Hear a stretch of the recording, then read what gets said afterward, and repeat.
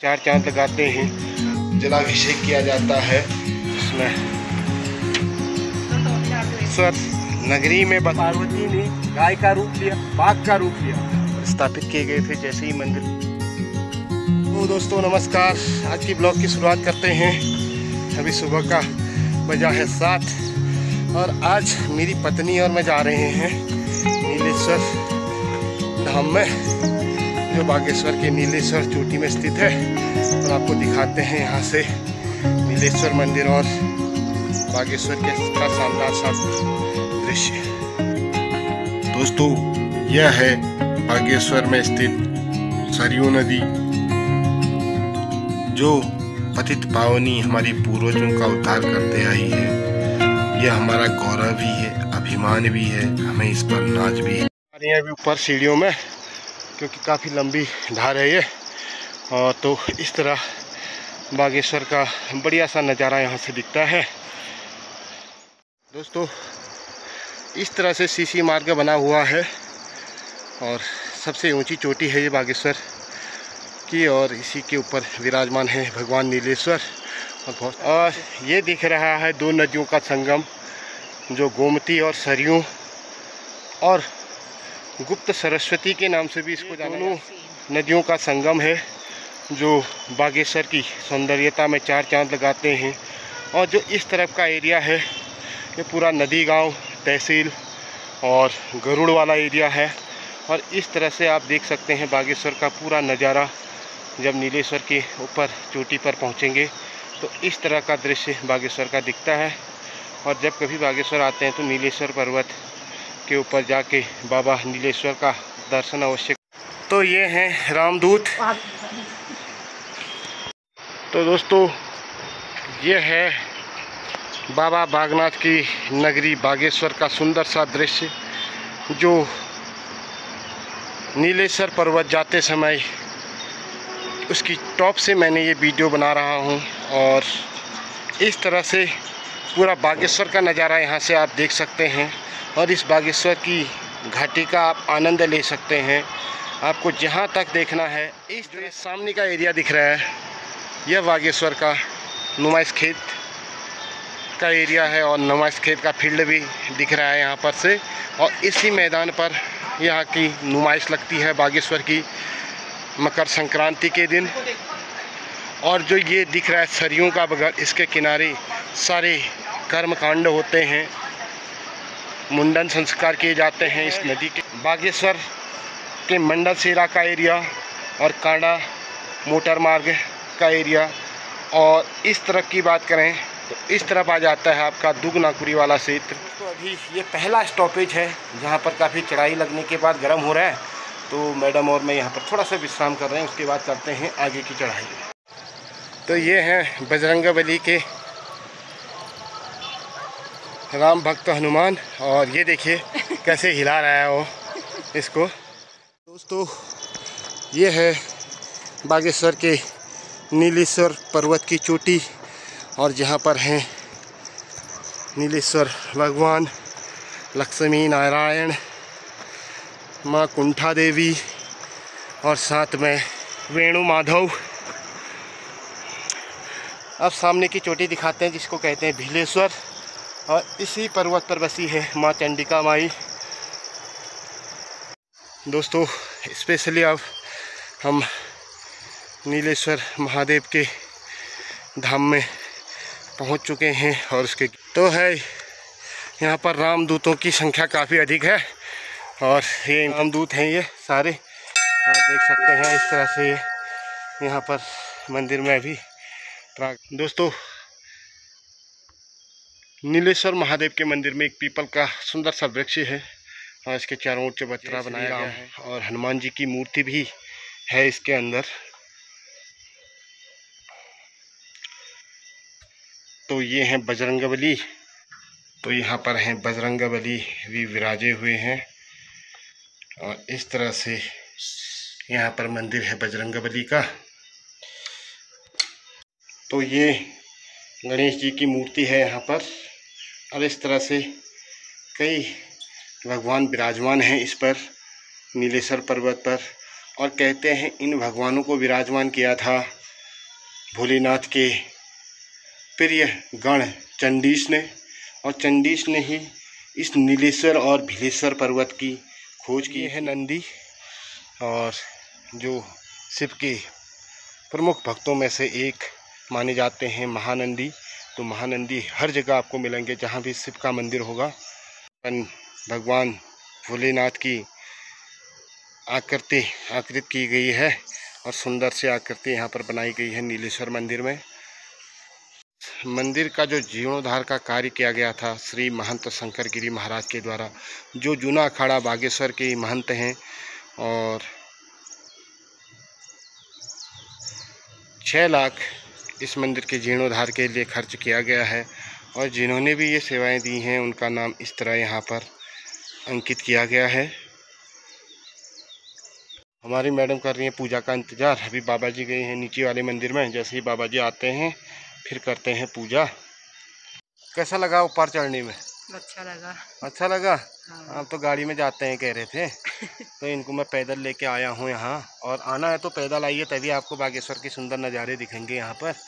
और मैडम तो गाड़ी में जाना चाह रही थी, पर मैं आज इनको पैदल ही घुमा चला आया हूँ, क्योंकि कभी कभी भगवान के दर्शन करने हैं तो कष्ट भी सहन करने पड़ते हैं। दोस्तों, ये है महादेव जी का लिंग, और इसके ऊपर घड़ा लगा रखा है, और इसमें पानी भर के इसमें बूंद बूंद करके इस शिवलिंग पर पानी की बूंदें चढ़ती हैं। तो इस तरह से शिवलिंग के ऊपर हमेशा जलाभिषेक किया जाता है। दिया जला रही हैं, और ये नागराज हैं इनके साथ, और महादेव के साथ हमेशा वासुकी नाग महाराज रहा करते थे, प्रिय भक्त थे उनके। और महानंदी भी यहाँ पर छोटे रूप में आप देख सकते हैं। इस तरह से महानंदी यहाँ पर है, और ये शिवलिंग है जिसमें लगातार इसमें जल भरा जाता है। यहाँ पर बाबा रहते हैं जूना अखाड़ा के, और वो रात दिन इसकी सेवा करते हैं। और हफ्ते में यह 24 घंटे खुला रहता है। और कभी आइए बाबा बागनाथ के इस नीलेश्वर महादेव के मंदिर में और दर्शन कीजिए। और बहुत सुंदर पर्वत है। इसी पर्वत की खोज की थी उनके प्रिय गण चंडीश ने। तो इस तरह से शिवलिंग यहाँ पर अभी है, जिसके ऊपर से जलाभिषेक हो रहा है।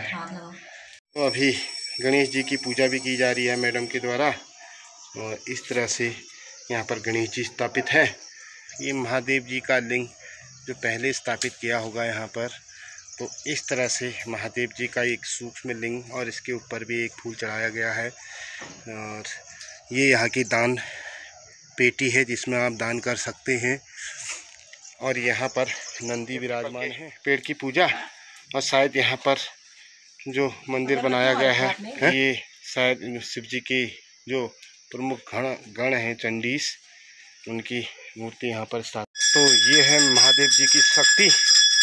और इस तरह से बात करें तो यहाँ पर है माँ कालिका की मूर्ति, और माँ कालिका के रौद्र रूप को जब शिव जी शांत करना चाहते तो शिव जी खुद उनके सामने आए।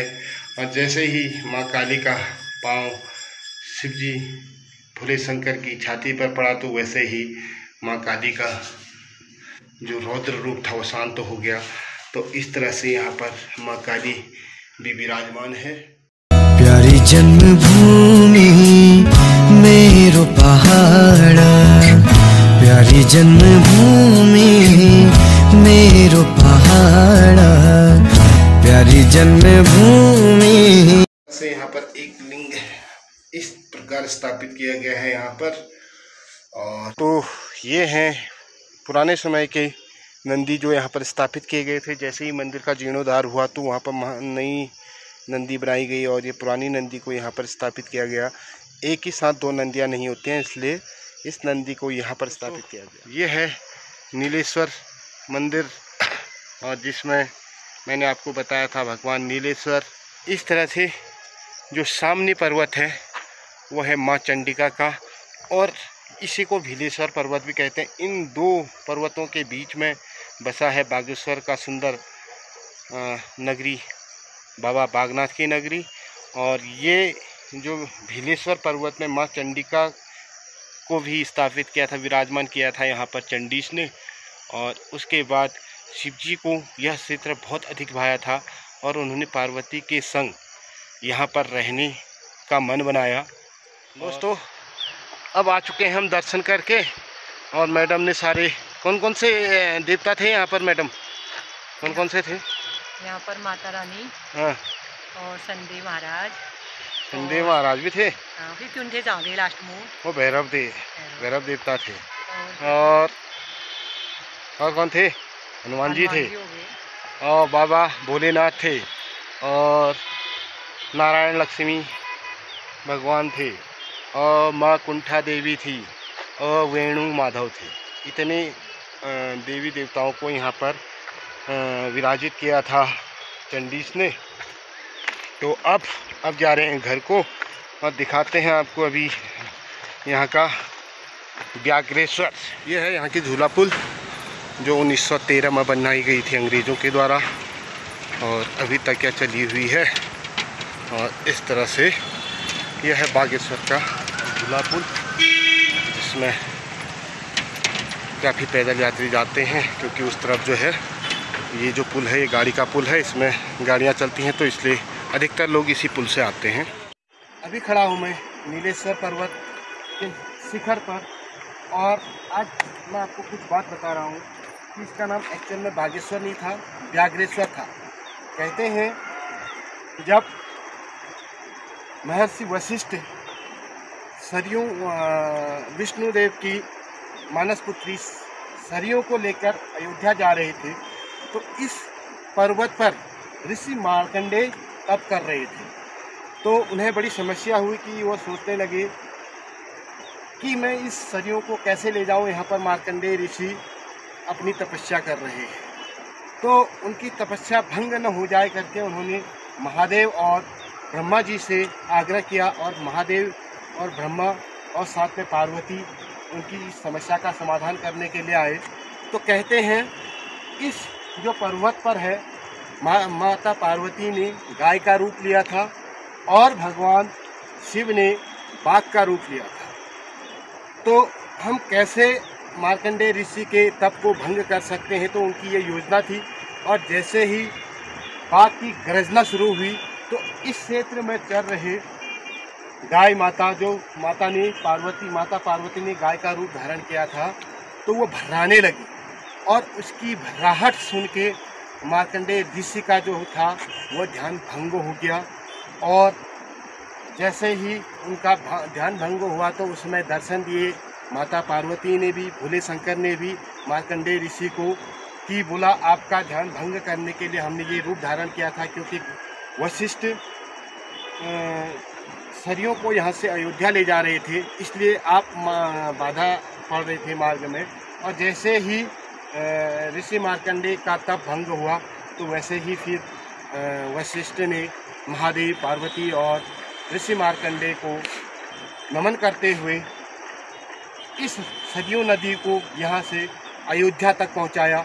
यह पौराणिक कथाओं के अनुसार मानस खंड में लिखा गया है, और बाघ का रूप धारण करने से ही इस बागेश्वर का नाम व्याघ्रेश्वर पड़ा।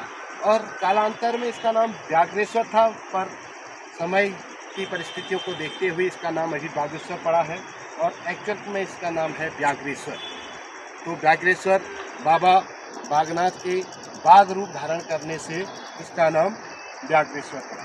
और दोस्तों, इस व्याघ्रेश्वर की जो खोज की थी बाबा के जो प्रसिद्ध प्रिय गण थे चंडीस के द्वारा, यह शहर भोले शंकर को अर्पित किया गया था, और भोले शंकर की आज्ञा के अनुसार नीलेश्वर और नीलेश्वर की खोज में आए थे चंडीस। और जैसे ही उनको यहाँ पर मिला, तो नीलेश्वर में इतने भगवान जिनके बारे में मैंने आपको बताया, उनकी स्थापना की। और साथ में जो उस तरफ देख रहे हैं वो है माँ चंडिका का मंदिर, जो भीरेश्वर पर्वत पर है, और इस पर्वत पर उन्होंने माँ चंडिका को स्थापित किया। और ये दोनों पहाड़ियों के बीच में बसा है व्याघ्रेश्वर, और जो महादेव जी का मंदिर है वो सरयू और गोमती तट के किनारे है। वहीं पर बाबा के लिए स्थान चुना गया था चंडीस के द्वारा, और वहीं पर बाबा की मूर्ति की स्थापना भी की गई थी। और बाबा और माता पार्वती को यह क्षेत्र बहुत भाया था और इसीलिए मानस खंड में इसको व्याघ्रेश्वर के नाम से जाना जाता है और यही इसकी पौराणिक कथा है। और इसी पौराणिक कथा के आधार पर मैं आपको अवगत करा रहा हूँ कि इसका नाम बागेश्वर नहीं है, व्याघ्रेश्वर है। धन्यवाद। यह आपको वीडियो अच्छी लगी हो तो ये जानकारी आपको देनी बहुत ज़रूरी थी, क्योंकि इसका नाम अभी परिवर्तित किया गया है। एक्चुअल में इसका जो नाम है व्याघ्रेश्वर। तो दोस्तों, व्याघ्रेश्वर नगरी में बसा जो ये क्षेत्र है जिसको मैं आपको दिखा रहा हूँ, इस तरफ का क्षेत्र, यह हमारा नदी गांव का एरिया है। और अब मैं वीडियो घुमा रहा हूँ ये तहसील, जो तहसील का एरिया है। ये रोड जाती है सीधे ताकुला टू अल्मोड़ा, और जो ठीक इसके नीचे का क्षेत्र दिख रहा है यह जाता है गरुड़ मार्ग की ओर। तो यह नीलेश्वर पहाड़ी के ऊपर से मैं दृश्य बना रहा हूँ। और जो ये नदी आ रही है यह बैजनाथ से होते हुए गोमती नदी आ रही है, और इस गोमती का संगम जाके होता है सरयू से। जो सरयू की बात हम करते हैं, यह सरमूल से निकलने वाली एक पवित्र नदी है जो काफ़ी समय से बागेश्वर में रह रहे लोगों के पूर्वजों का उद्धार करती आई है। और जो ठीक इन दोनों का संगम जहाँ पर है वहीं पर है बाबा बागनाथ का मंदिर। मैं आपको जूम करा के दिखा रहा हूँ। जो ये मंदिर दिख रहा है यह मंदिर बाबा बागनाथ का है। यहीं पर चंडी ने बाबा बागनाथ की मूर्ति को स्थापित किया था, उनके लिए स्थान चयनित किया गया था। और वैसे कहते हैं कि भूत पिशाचों के बीच में वास करते थे महादेव जी, और इसीलिए आप जहाँ पर भी देखें शमशान घाटों पर हमारे भोले बाबा विराजमान रहते हैं, क्योंकि वह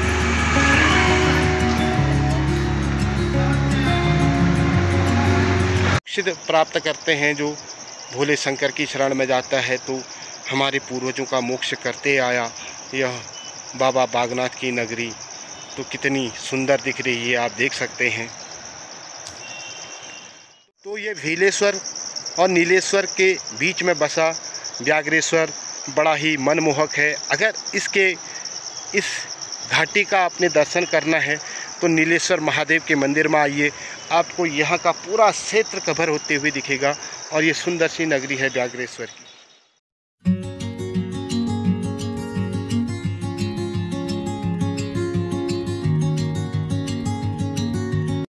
प्यारी जन्मभूमि मेरो पहाड़ा, प्यारी जन्म। तो दोस्तों, ये है नीलेश्वर पर्वत और ये इसके शिखर की चोटी, और सबसे ऊंची चोटी है यहाँ पर ये, और इसी पर विराजे हैं भगवान भोले शंकर। तो इस तरह की चोटी है ये। तो दोस्तों, ये है नीलेश्वर पर्वत की मेन चोटी जिसमें भगवान नीलेश्वर वास करते हैं। और इसी पर्वत पर आपको जाना है, यहीं से बागेश्वर का आपका सुंदर सा नज़ारा दिखेगा। तो इस तरह से पूरा पर्वत पत्थरों के टीलों पर खड़ा है और काफ़ी मजबूत चट्टान है ये। और इस तरह से ये है नीलेश्वर की पहाड़। यह है यहाँ की नुमाइश गली, और इस तरह से ये पूरी गली नुमाइश की है। और यही जाता है नुमाइश खेत को।